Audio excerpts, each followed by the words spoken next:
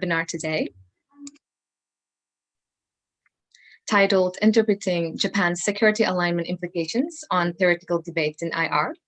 My name is Rashi Muharjan. I'm a fourth-year student pursuing international relations and peace studies at Ritsumeikan Asia Pacific University. I'll be your MC for tonight, and as for that, I have two jobs, one of which is to inform you that we will be having a Q&A session after a short lecture from our speaker. Please feel free to use the Q&A function, which shall be accessible to you. And my another job is to introduce our speaker for tonight, Professor Yoichiro Sato. Professor Sato holds a BA in law from Keio University, a master's degree in international studies from University of South Carolina, and a PhD in political science from University of Hawaii, and is currently at Ritsumeikan Asia Pacific University. Previously, he has also taught at the US Department of Defense's Asia Pacific Center for Security Studies and Auckland University in New Zealand. His more than 10 published books include The US-Japan Security Alliance, co-edited with Takashi Inoguchi and G. John Ikenberry in 2011, Regional Institutions, Geopolitics and Economics in Asia Pacific, co-edited with Professor Steve Rothman and Professor Utpal Vyas in 2017, and Re-Rising Japan, co-edited with Hidekazu Sakai and Peter Lang in 2017. Apart from his publications, he's also been quoted in newspapers worldwide. And without any further ado, I'd like to welcome Professor Sato. The floor is yours. Thank you, Rashi.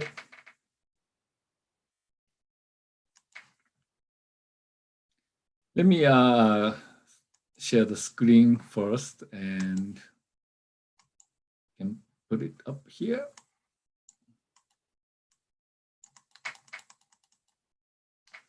Okay. Okay, hello again, and thank you for joining the webinar tonight. And I'd like to present on my ongoing research in this current research seminar. And this is a project jointly conducted by myself and Professor Sakai of Kansai Gaidai University.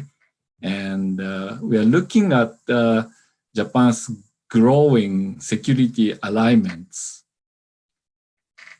Throughout the post-World War II period, for the longest time, many scholars didn't pay serious attention to Japanese security policy among the IR scholars, except those few who just like Japan for their either personal curiosity or sometimes, for their personal connections in like having Japanese spouses and so forth. They deeply studied Japanese politics and foreign policy. But other than that, many IR scholars kind of discounted Japanese foreign policy as a subject of serious academic inquiry because they came from this theoretical deductive logic and basically saying that Japanese foreign policy would simply toward the US foreign policy. So you don't have to study Japan, just look at what the US is telling Japan. Japan will do it anyway. So, but of course, more seasoned observers of Japanese foreign policy did not, easily about that kind of argument, and they continue to study Japanese foreign policy. And gradually, those Japanese foreign policy scholars started offering very interesting puzzles to the study of international relations. And my research interest also kind of rests on this continuity of observing Japan, not in isolation of IR theories, but on the extension of the IR theories, find some puzzles, interesting puzzles, both through a deductive thinking and also a kind of a inductive approach as well.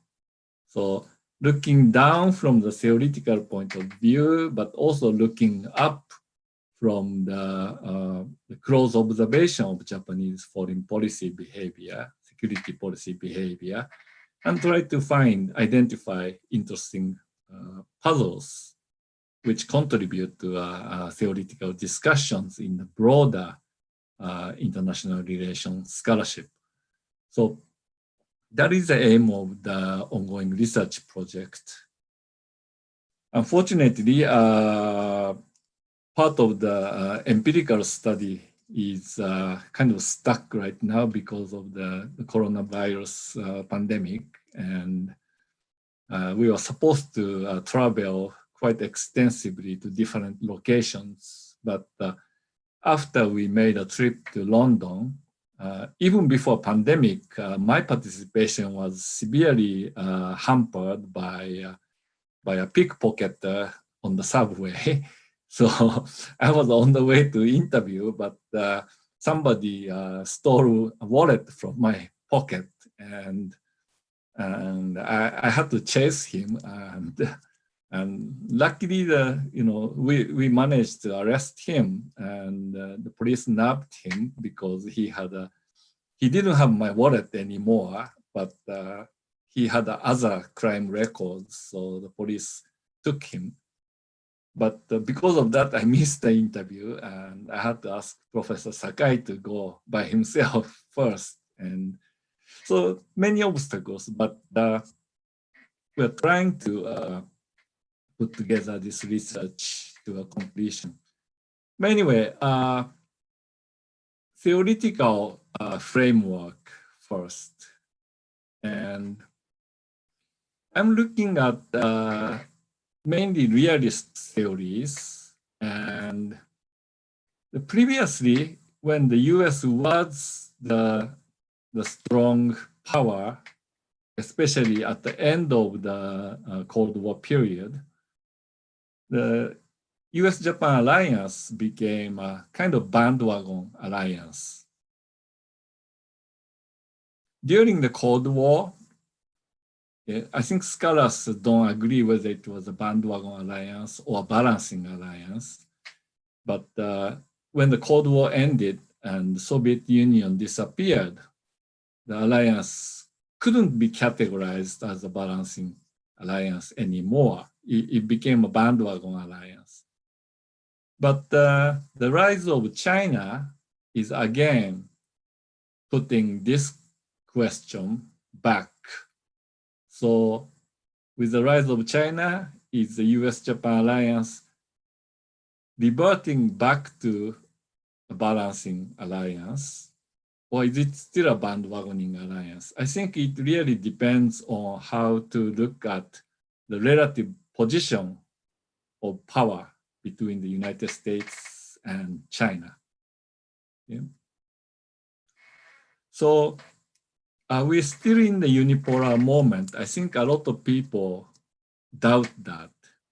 I think unipolar moment is over, and the Pax Americana, some people call, is waning. So that poses a different types of challenge to Japan. In the bandwagoning alliance, the alliance is for status quo, and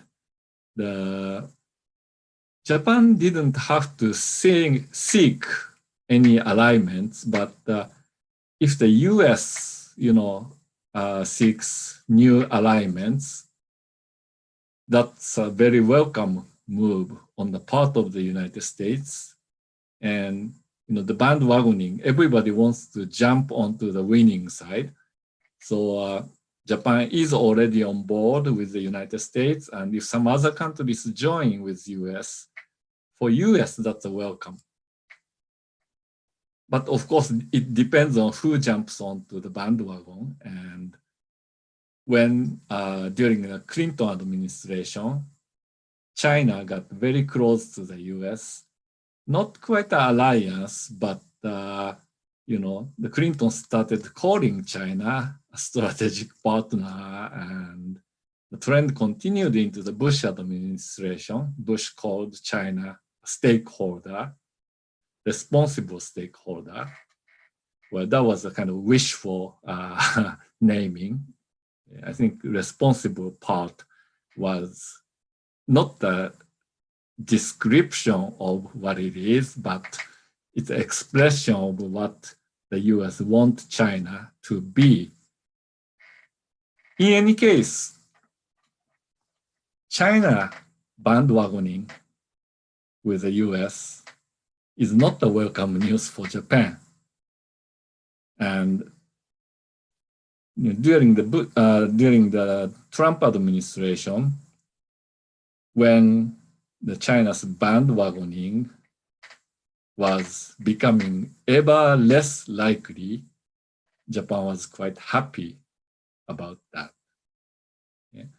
So now Biden's coming, and US may try to repair the relationship with China, and some in Japan are worried about that. How far would it go?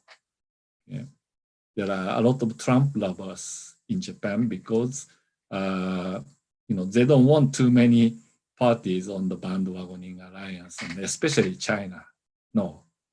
So, but the challenge in the bandwagoning alliance is that the US, Japan needs the US so much, but the US doesn't need Japan as much because so many other parties want to join the bandwagon. So US has a kind of the right of choosing. And for Japan, the challenge is to make itself appealing to the US. So US could demand more in terms of burden sharing, cost sharing, or maybe a more contribution to collective defense, and both of which Japan, has experienced in the past. And as you know, because of the constitutional limitation, Japan has faced the limitation to what it can do in terms of making contribution to the US security, while Japan was dependent upon the US protection of Japan's security. So that kind of challenge was featured under the bandwagoning alliance. The identification of common threat was not necessarily clear under this bandwagoning alliance during the post-Cold War period. Neither US nor Japan clearly identified China as a threat during the Clinton administration and Bush administration, although the fear was gradually rising during that period. So compared to that, the balance of the threat alliance, the balancing alliance, takes a very different view. Rising China and its military modernization is clearly identified as a threat by both parties. And the US credibility and, to a degree, geopolitics of Japan's geographic location, which is most suitable for the maritime US confronting the land power China's access to the Pacific Ocean, has given Japan a degree of leverage in the alliance relationship with the United States. The alignments Okay. Under the balancing alliance between Japan and the United States, will develop into a more multilateral kind of NATO-like alliance. Okay. I think the theory is positive about such trend. Okay. But is Japan fully viewing this present alliance as a balancing alliance? If not, how the patterns of alignments support one theory over another? Yeah.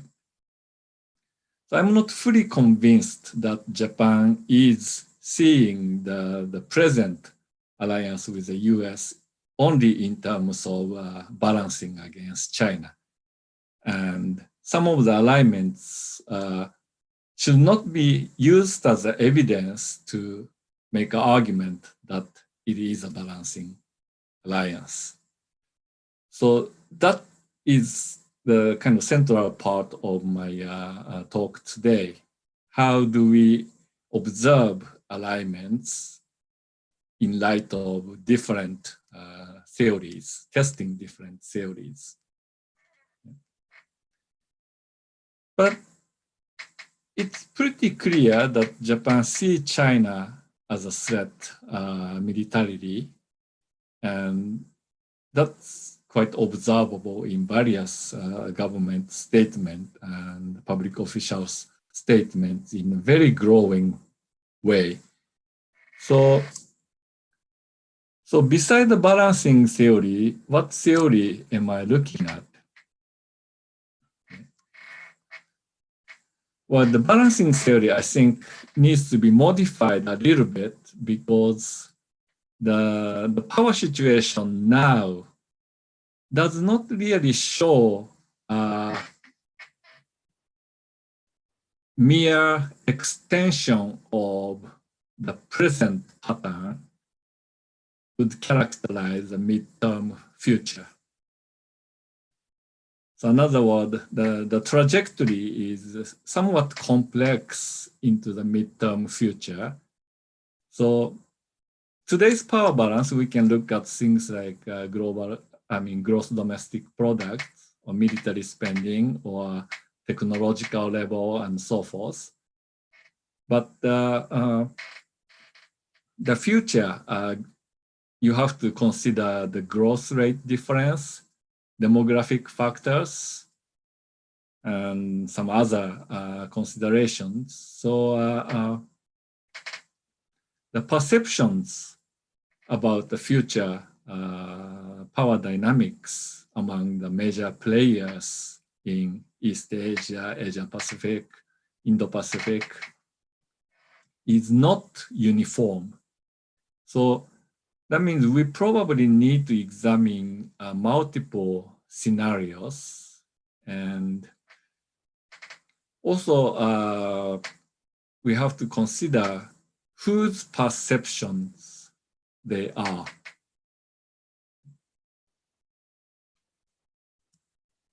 So I will consider 3 scenarios. These are not exhaustive of all possibilities, but I think these 3 are somewhat more likely than the other possibilities. So in the scenario 1, in the midterm, I'm looking at sometime around 2030, 2035, something like that. China becomes the biggest economic power, followed by the US and Japan, and then India. This is, in my view, this is probably most likely among the 3 scenarios I presented here. But some people say, no, China's growth cannot be projected on a straight linear line. China's growth rate is already slowing down, and China may actually maybe caught up by the demographic factors. So the Chinese economy will start slowing down very soon. And as a result, US will retain the biggest power position, and slowing down of China will actually give a momentum for India to surpass China. So India becomes number 2 and China number 3, Japan number 4. Yeah. I think this is less likely than scenario number 1, but I haven't ruled out. The scenario number 3 is optimistic about India. India will surpass both, well, all of the other 3, Japan, China, and US. Probably not by 2035, but if you extend the term, look at something like 2050, maybe this could happen. So, so this is probably not a midterm, but more of a long-term forecast. That is scenario number 3. So under the 3 scenarios, I'm kind of deducting what the theory might say. Under scenario number 1, when China is a greater power than the US, the prevailing system would be a bipolar system. And the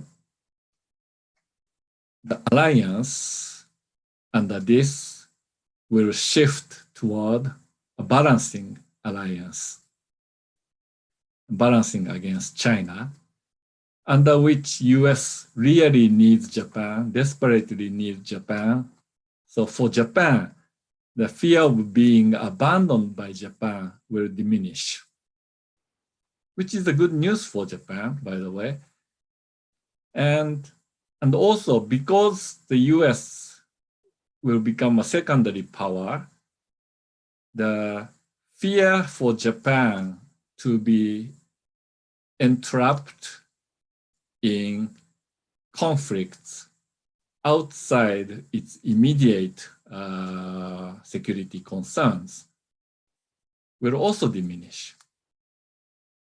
In other words, US is not going to ask Japan to contribute troops in remote areas because US itself will not be involved in conflicts in remote areas.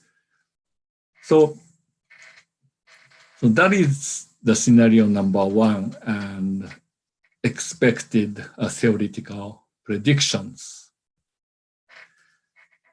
Scenario number 2, the US retains its primacy and China's rise will be rather modest, and China doesn't pose the greatest challenge against the United States. So what kind of system would prevail under this?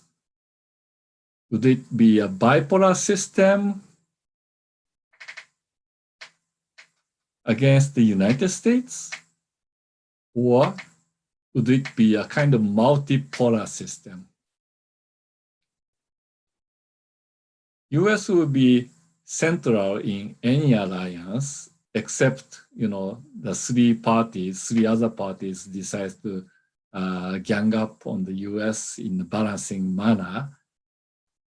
But US will most likely pick one of those partners to further prolong its supremacy. And maybe Japan will stay in a kind of bandwagoning alliance with the US. Or there will be loosening of the alliance relations and the multipolar system will emerge out of the scenario number 2. the Pax Americana will still be there, but maybe it will diminish over time. And the India's rise might be over the horizon. The India-US relations is not going to grow under this because US will start seeing India as a potential threat rather than China.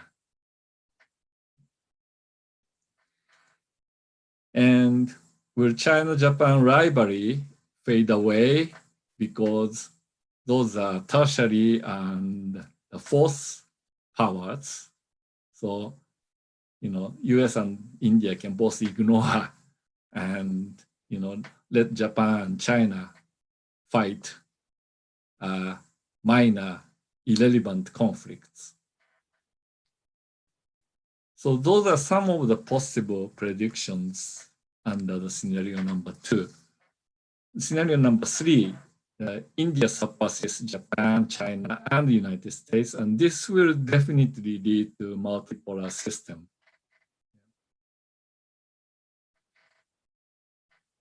Or would it be a balancing alliance against India?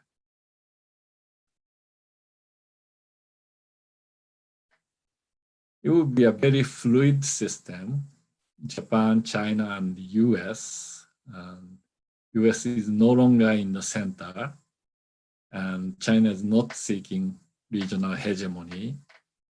So the balancing alliance is quite unlikely under this scenario. It's a possibility, but much less likely compared to emergence of multipolar system under scenario number 3. So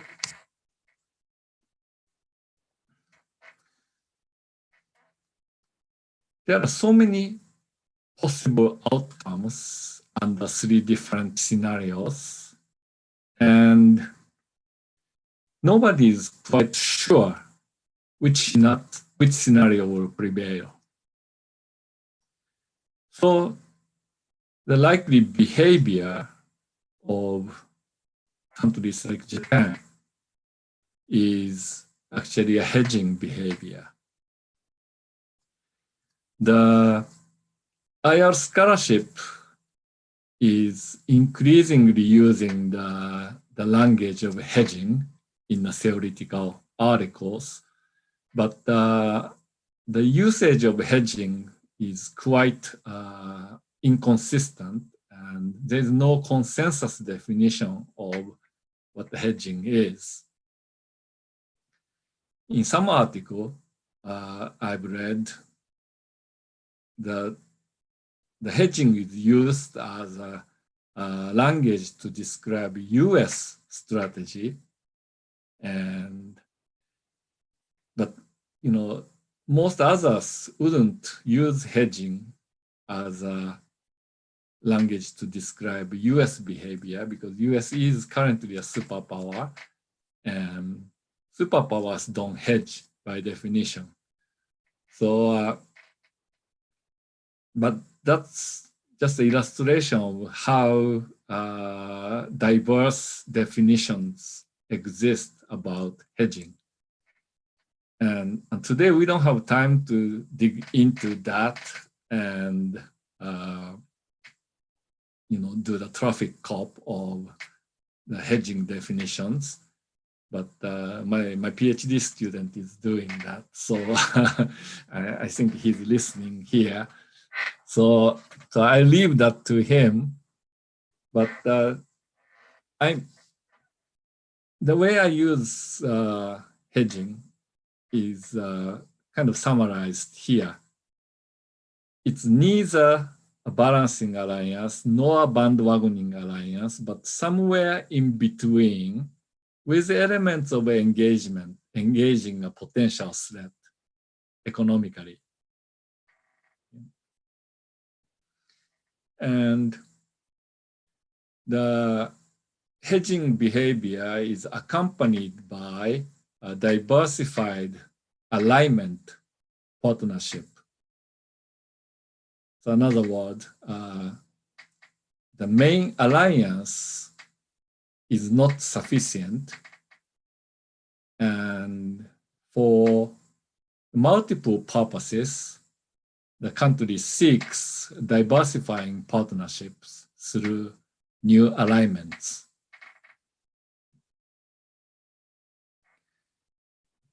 I already mentioned the economic engagement of the potential threats, but also diplomatic engagement too. So, Japan, despite the growing security alliance with the US and new partnerships with China as a potential threat in mind, but at the same time, Japan continues to engage China economically and also diplomatically. The Xi Jinping's planned visit to Japan has not been ruled out, and rather, having the prospect of the upcoming summit meeting is used as a means to deter China against more aggressive behavior over the territorial dispute and so forth. Whether it's successful is another question, but at least that's how Japan is using a diplomatic card of the summit meeting with China. Another component of hedging strategy is enhancement of internal balancing capability. That's a kind of IR jargon, meaning its own military capability.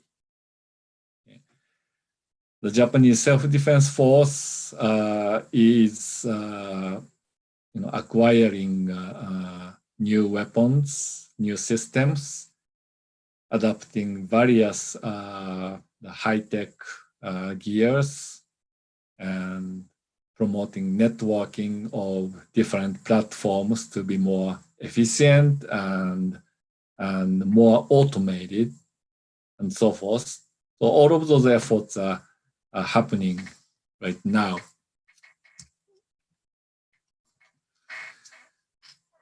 So where are Japan's alignments being observed?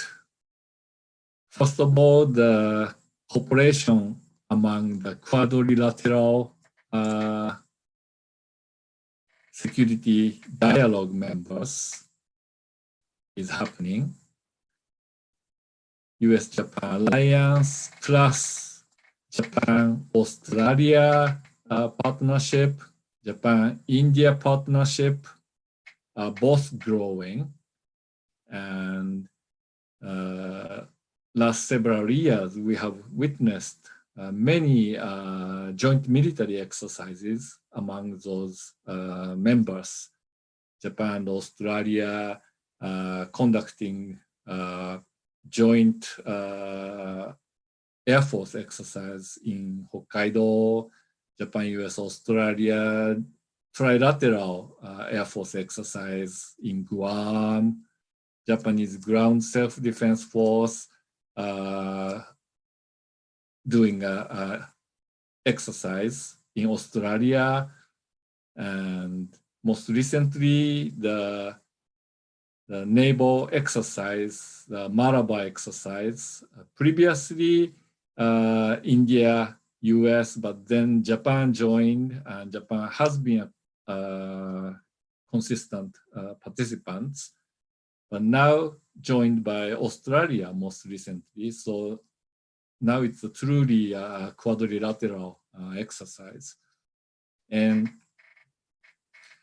other partners, Japan, UK security partnership is also growing, and Japan started discussion with NATO meetings.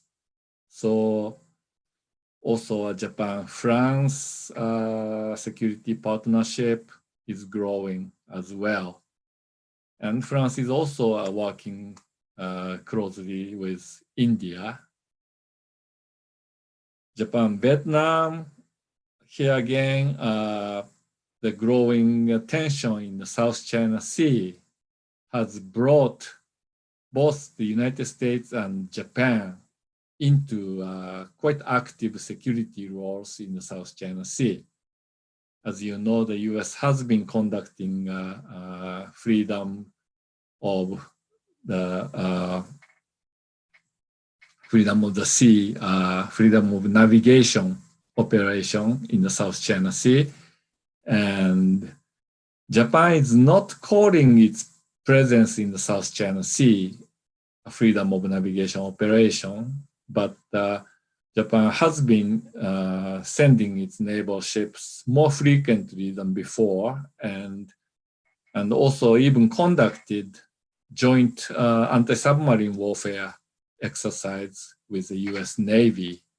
So those presence are supported by closer cooperation with littoral countries in Southeast Asia, like Vietnam. The joint exercise with the US was aided by the Vietnam's permission for Japanese vessels to make a port call visit to Vietnam, and logistical supply available from those ports in Vietnam enabled the active Japanese presence in the South China Sea. With the Philippines too, the Philippines' alliance with the United States are somewhat shaky over the last several years.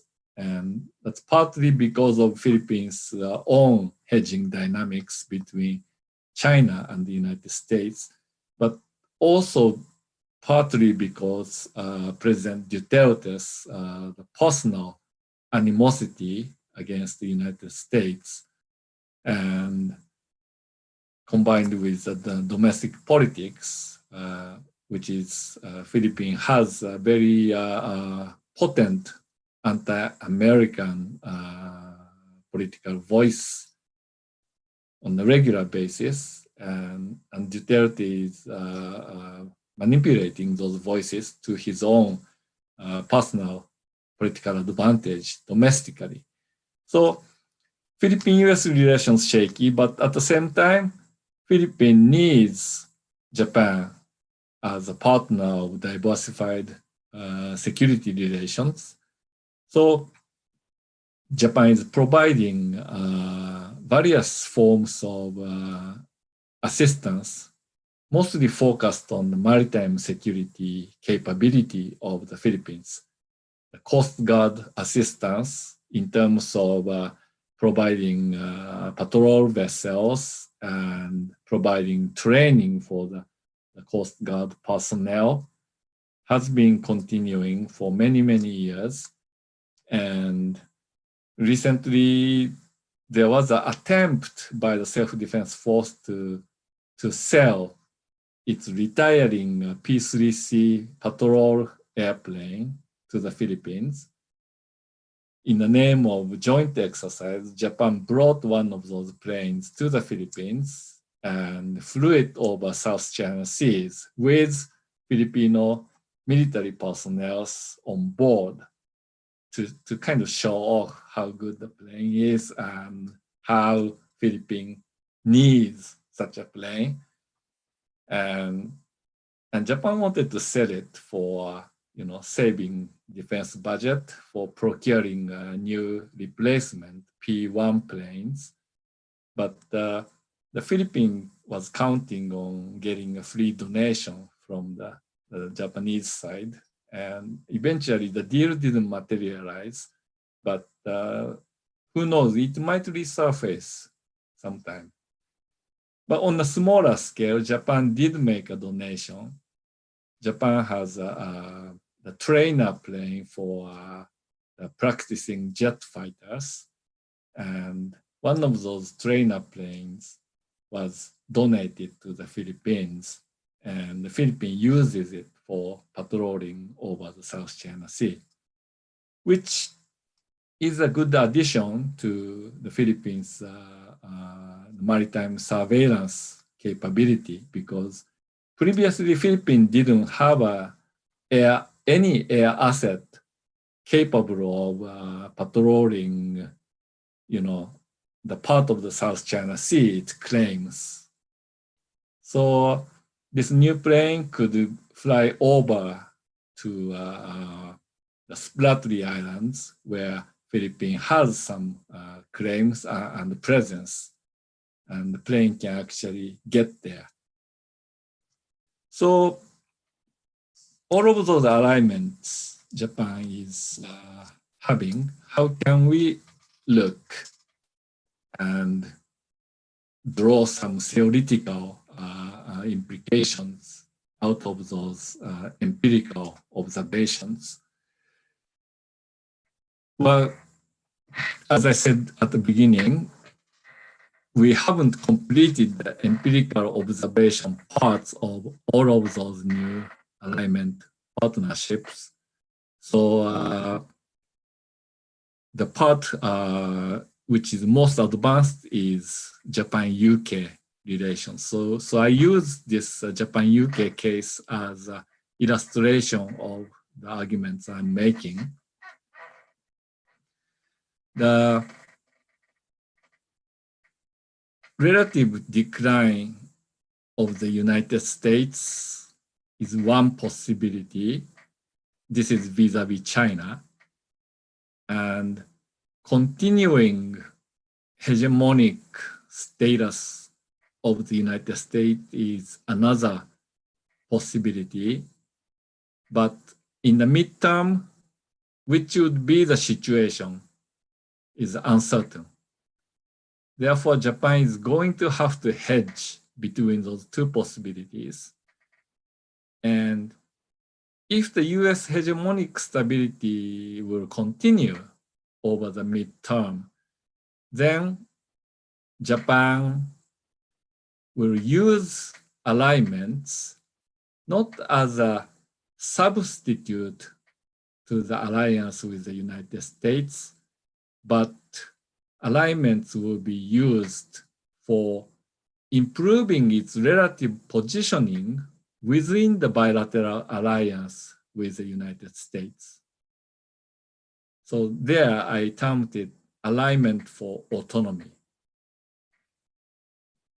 In the bandwagoning alliance, the cost of burden sharing, the bullying by the senior partner, those are the cost of bandwagoning alliance. And alignments can actually reduce those costs by giving Japan some leverage. One example might be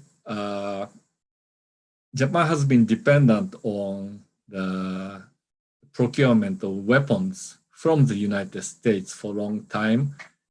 And as a monopoly supplier, the US has really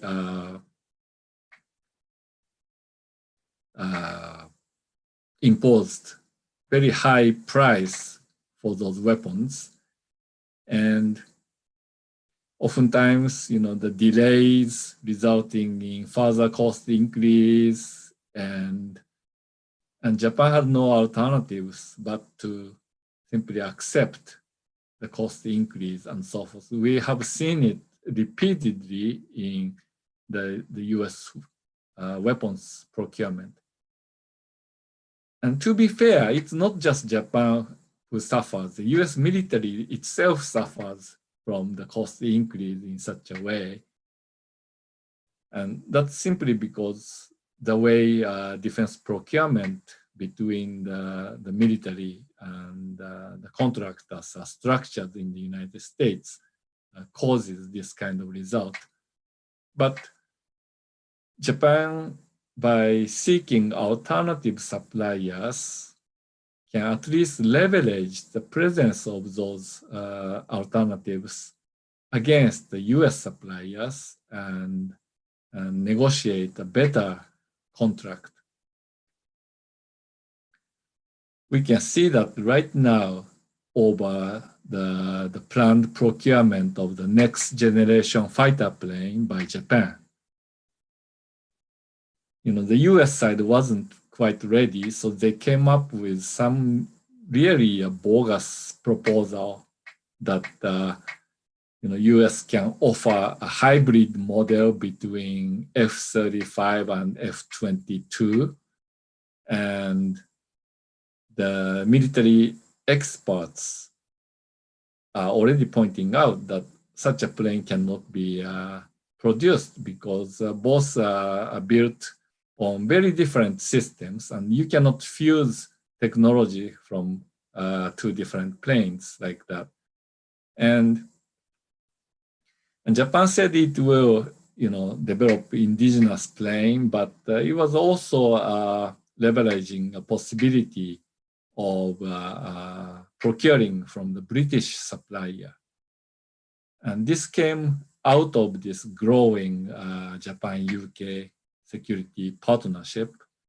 And in the end, Japan's development will incorporate some technology transfer from both the United States and the United Kingdom, most likely.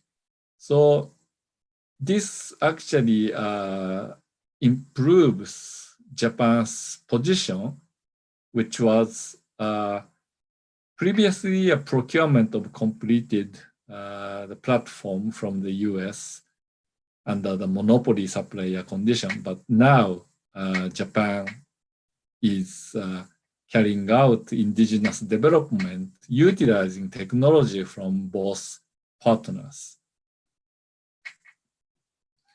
The other possibility, what if the US is in a relative decline vis-a-vis China, and in the middle term, the order will reverse? Then Japan will look at balancing alliance against China, and Japan's utility to the United States will be greater. The fear of abandonment by the US will shrink. And this kind of setting and this kind of forecast, the rationale for the alignment is that Japan and the UK can work closely together to offer themselves as a set to the United States, rather than offering itself individually. UK and Japan in a combined force can demonstrate a greater utility to the United States.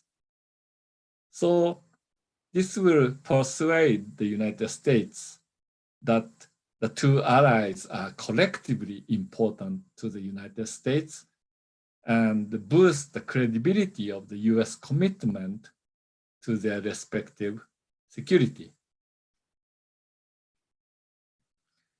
Are we seeing such evidence? And my answer is yes. The UK just recently announced that it's going to deploy an aircraft carrier to Asia. And that is a significant development. UK has already been participating in freedom of navigation operation in the South China Sea and also in the Taiwan Straits. And also UK ships are participating in enforcing the embargo against North Korea under the United Nations Security Council resolution against North Korea's nuclear weapons development. So, so UK is returning to Asia in terms of playing some security role. Why? I think this logic explains the logic of alignment by proving itself useful in Asia, the UK is trying to secure the American commitment to the defense of UK.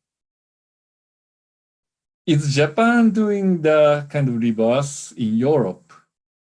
In other words, is Japan trying to demonstrate its security role in Europe in cooperation with the UK? And the answer is not yet. And again, this constitutional issue is quite an important factor to explain why Japan is not doing that yet. But maybe in the future it will change. Japan is at least, participating in various NATO meetings, and potentially, the relationship will grow. The partnership with France is increasing. At the moment, it's focused on the Indo-Pacific region because France is an Indo-Pacific country. France has a colony in the South Pacific and Indian Ocean region as well. And France is notorious for never, voluntarily relinquishing its colonial possessions. So that makes France an Indo-Pacific country. Others like Netherlands announced it has now an Indo-Pacific strategy, and Germany also. And will Japan's defense ties with Netherlands and Germany, develop in the near future? I would think they will. Yeah. Those are something to observe. So the strategic convergence between Japan and the UK is a little complicated because the threat perceptions are not identical, but they are interlinked. The logic is that UK sees Russia as a primary threat, but China as an economic opportunity. Whereas Japan sees China as a primary threat, but at the same time, China is an economic opportunity for Japan as well. The abandonment fear are there, but it's possibly diminishing if the US needs Japan more to balance against China. The UK is facing Brexit and also some shakeup in NATO under Trump. Those brought about momentum for the UK to diversify its security partnerships. UK has been active in crisis prevention in Asia, over North Korea, over Taiwan Strait, and over the South China Sea. And for that, UK is basically working together with the United States to establish and preserve rule-based order in the region. And Japan is also sharing the same objective, working in the trilateralization of alliance relations, including the other Quad members, and possibly beyond with UK and others. The capacity building in limited responses is already happening between Japan and the UK. They conducted an amphibious exercise with a possible scenario of retaking the Senkaku Islands back from the Chinese occupation. Why UK as a partner? The US and UK have very different philosophies about amphibious operations. US operation is much more grand scale, whereas UK operation is much smaller but focused.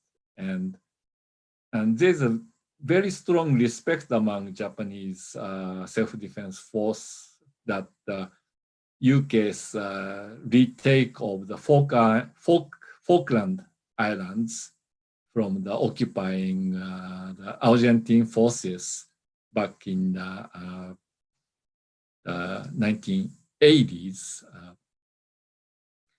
really demonstrated superb capability of the British forces, and Japan is trying to see whether, you know, the British model might be actually better than the American model, more suitable for the Senkaku scenario. So that kind of cooperation is happening. In Japan, the UK signed the acquisition and cross-servicing agreement. So when the British operate in Asia, British ships can use, you know, the ports and repair facilities and logistical supplies in Japan. And to facilitate such cooperation, the agreement has already been signed between the two countries. So economically, too, British are expressing their interest in joining CPTPP. They already signed the agreement, bilateral free trade agreement with Japan. So a lot is happening between the two countries. And this, the growing alignment between Japan and the UK is best explained in terms of the hedging strategy, which was explained in an earlier slide. So Japan is doing it because Japan is not sure whether the bilateral alliance with the US is going to remain more of a bandwagon alliance, or it will become more of a balancing alliance. And alignment with UK will help Japan in both possibilities. So with that, I think I'll stop here and hand over the microphone to Rashi. Thank you very much for your lecture, Professor. And now I would like to inform that the floor is open for questions. So please ask questions using the Q&A function. And in the meanwhile, I will ask questions. Let's start from the easy ones. Professor, could you please elaborate on your qualitative and interpretive method of your research?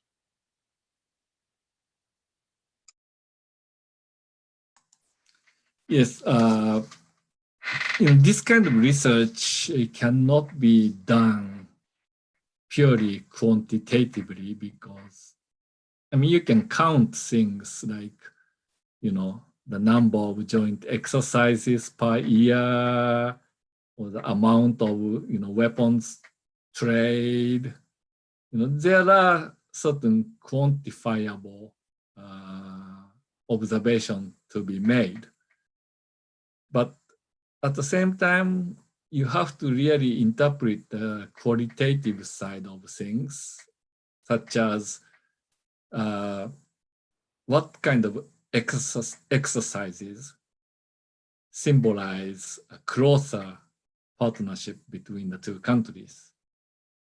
And, you know, just for example, take a naval exercise, you know, joint transit exercise, or joint search and rescue exercise.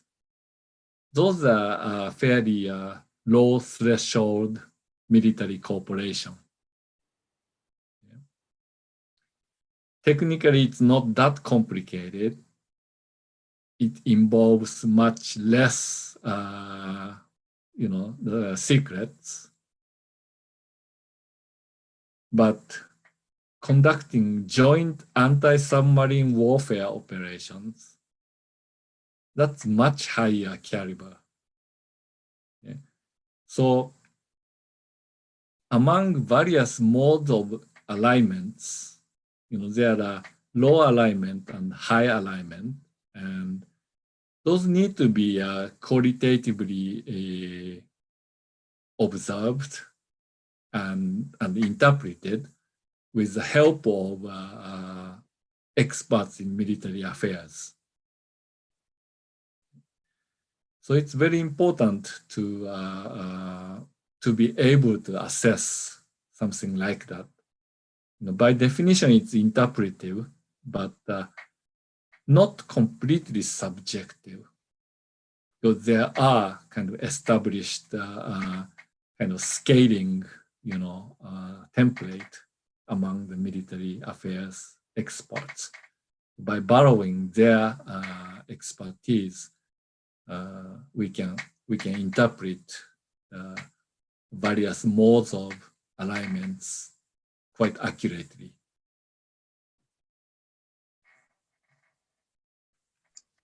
Okay, thank you, Professor. It looks like we have started to get questions. So let me start with the first question, which is, there was a mention of 6I intelligence sharing. So could you share how and why Japan is progressing towards joining the current 5I countries? Is the scenario possible?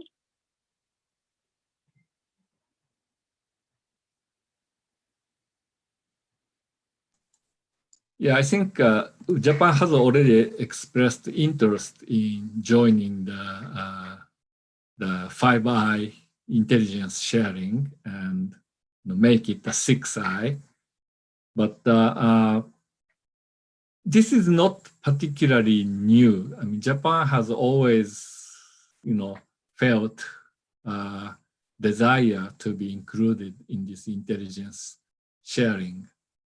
And, the 5Is, basically its roots is intelligence sharing during the World War II against Japan and Germany. So, the continuation of this framework, makes Japan somewhat uncomfortable, and not necessarily that, Japan is still treated as an enemy, but, being excluded from this framework is really a disadvantage for Japan, and it's an obstacle to a closer cooperation. I mean, bilaterally with the US, Japan could,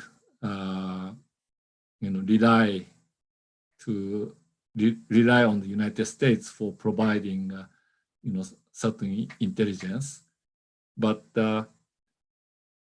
diversifying the sources of intelligence also is an advantage for Japan. You can cross-check information, and sometimes US intelligence may not be so reliable, so Japan needs to cross-check the information it gets from the US also. So, so Japan, Japan's security cooperation, defense cooperation is growing with new partners. So with that, it's quite natural that Japan wants to join this kind of intelligence sharing network. The biggest obstacle is that other potential partners don't trust Japan's ability to keep secret. And, the Abe tried to upgrade the national secrecy law, and it faced quite a substantial opposition domestically. And so the law is still kind of limited in scope. The language is quite vague, which could go both ways. If the government wants to tightly interpret it, it could, but that will invite domestic backlash. So if government wants to avoid that, then the language of the law becomes quite meaningless, and the government cannot, keep the important defense-related secret from the public and media. So I think Japan needs to work in that area in order to be included in the intelligence sharing by the US and its other allies. Okay, thank you, Professor. So moving on, I think the next question is more of a reconfirmation about what you mentioned. It goes like saying US is demanding more money from Japan for protection. So it's time for Japan to rebuild their army or sign a deal with US for the unfair demand. So I think it is from your strategic options of US junior allies.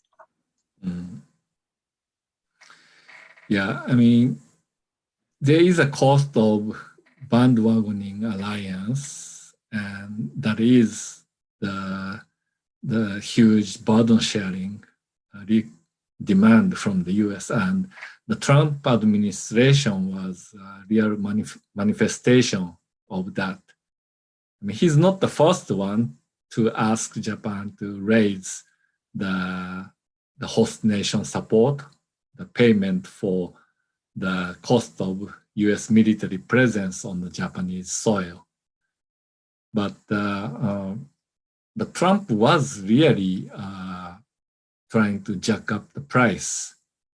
You know, he told the Koreans that the Koreans need to pay 5 times more or 4 times more, and then turn to Japan. You know how much more Japan is going to pay, but Abe handled Trump very well in that regards. You know, the negotiation was kind of slow rolled. You know, Japan didn't move fast, and I think Japan had enough allies within the U.S. The military and the Defense Department who basically agreed more with Japan than with Trump, that the US needs those bases in Japan, and Japan is already paying a substantial amount. And, by trying to rip off Japan, Trump may jeopardize the relationship with Japan.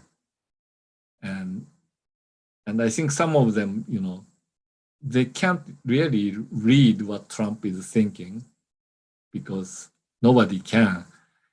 So, by trying to rip off the Koreans over the base cost, Trump was actually possibly, considering pulling all troops back from the Korean Peninsula as a part of grand bargain with Kim Jong-un in those summit meetings.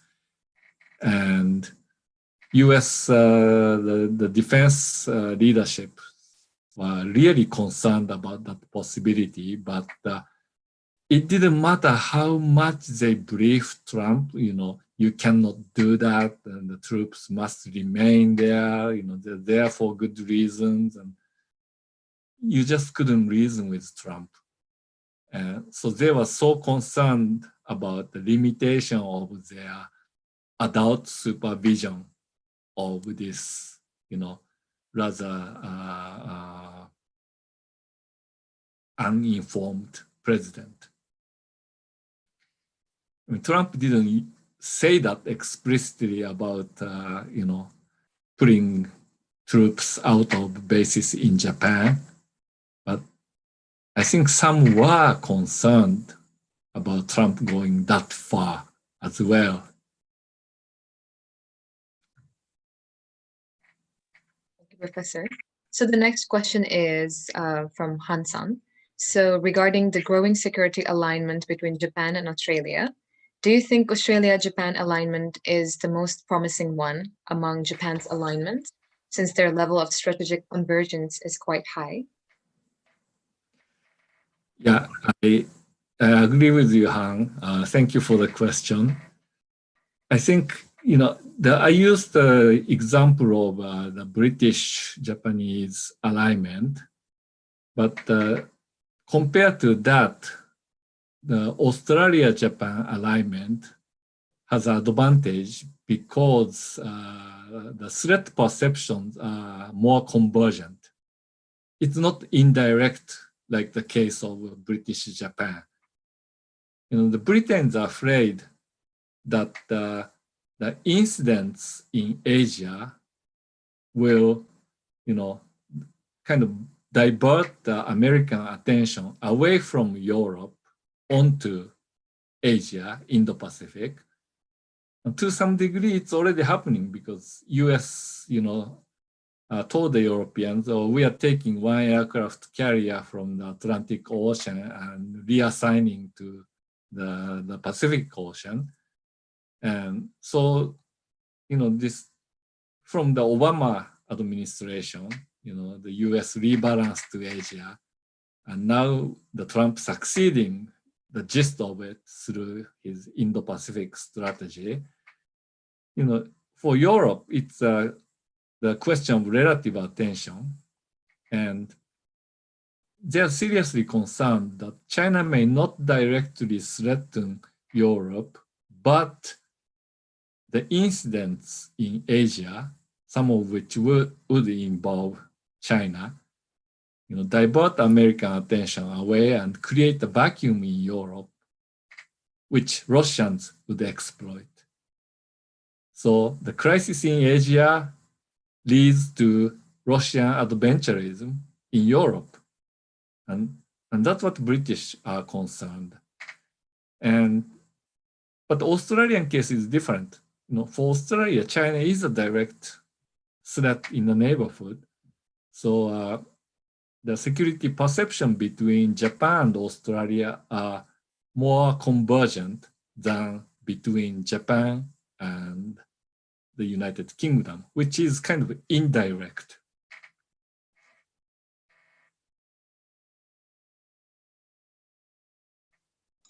Thank you very much. So moving on to your next question. It is from Takashi-san, and the question is asking about the impact of other European countries, except for UK and France, to Japan's security, especially about possible cooperation with Germany, which announced deployment of naval vessels in 2021 to the Pacific, knowing that Germany is not a maritime power.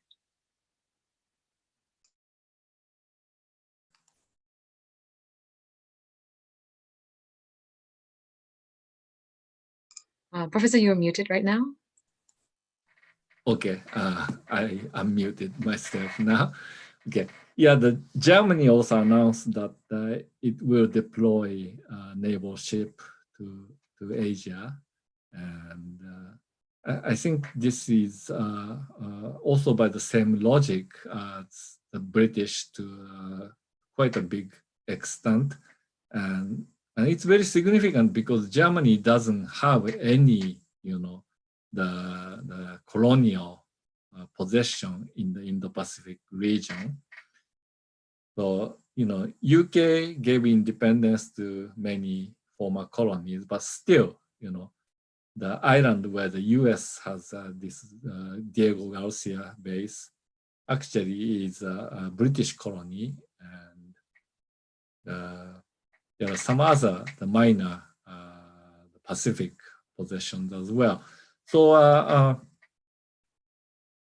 what I'm trying to say is that the Germany is joining this growing coalition more for the reason of principle, preserving the maritime freedom in the international law. And, if Chinese behaviors in the South China Sea cannot be controlled under the present international legal system, then, the law of the sea regime itself becomes vulnerable to other violators in different regions. And Germany is, I think, duly concerned in, the Russian behaviors in the European seas. And in order to preserve this legal principle, for Germany, it makes sense to take part in the US-led freedom of navigation coalition. whether, act jointly or, act unilaterally, in a coordinated fashion, doesn't make a huge difference.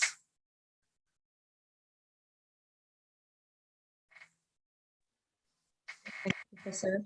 So your next question is, do you think how the choice of the new president of the US could change the power balance among US, China, and Japan? What kind of changes we might see first? Well, I think that the change of president doesn't change the power per se, but the willingness to use that power might be different. And Biden, well, let me go back to Trump period. The Trump really elevated American commitment to the defense and security affairs in the Indo-Pacific region. The Trump elevated the US activities in the South China Sea, not only using the maritime assets, but during the tension over the West Capella, that Malaysian the rig in the South China Sea. China sent a Coast Guard patrol boat to kind of look around the Malaysian rig, and US dispatched a naval vessel together with Australians to patrol the area. But in addition to that, the US flew B-1B strategic bomber from both Guam and airbase on the US mainland. And those planes flew over the South China Sea and went near Taiwan. And that's really a show of force against China. And this kind of commitment was not available during the Obama period. Trump really put the D's to the words. Can Biden backtrack from that level of elevated US commitment? I think everybody's watching, because it does matter in terms of the credibility of the US alliance and the partnerships in the region. But there's a risk that the expectation has been elevated to such a degree that any retraction from that can be, exaggerated as a sign of, diminishing US commitment as such. And, China would definitely run a propaganda along that line if any kind of diminishment happens. So I think Biden will be very careful, and his security team will consider that kind of credibility risk to the US partnerships. Okay, thank you, Professor. So we have over around 11 minutes now and 2 questions. So just a time reminder there. So your second last question as of now is, the roles of Russia in European security are critical. Can you explain more if Russia has anything to influence in the 3 scenarios that you mentioned about? In the 3 scenarios, okay. Well, in terms of the ability to project power in the Indo-Pacific region, Russia is a minor player. And, Russian defense, even in Europe, is heavily dependent on the nuclear weapons. And, I think the conventional capability balance between Europe and Russia can be improved with Europe's own effort, because Russia is not capable of financing, the huge army. And the balance is not good because Europeans are not spending much. And, the frontline European states like Poland, is really concerned about Russia. So Poland is, faithfully spending, 2% of the gross domestic product on the military budget as agreed upon among the NATO members. But Germany is not. And as a result, the polls are saying that for the first time in history, we can invade Germany because Germany is so unprepared now. But imagine Germany gets serious and spending and build an army. Europe can deter the Russians with conventional forces, and the US doesn't have to put so much effort in Europe.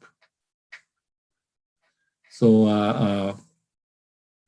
so would Russia factor in heavily in Asia? I think it will not. But,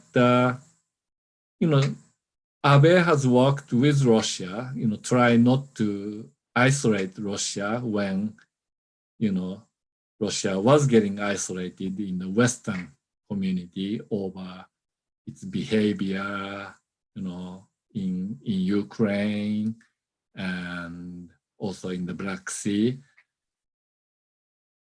Abe was trying to negotiate the return of some of the disputed Northern Ireland, and for that, he was even willing to,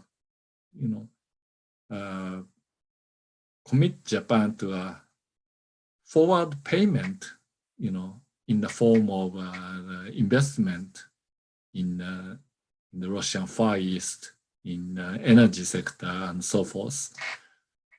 So, so to that degree, I think Russia does factor in Japan's calculation, and other countries like Vietnam, I think, has maintained a close military relationship in terms of the weapons procurement. Vietnam military buys a significant amount of equipment, like kilo-class submarines from Russia and so forth. So, so in those peripheries, I think Russia does factor in, but not in the biggest way, I think.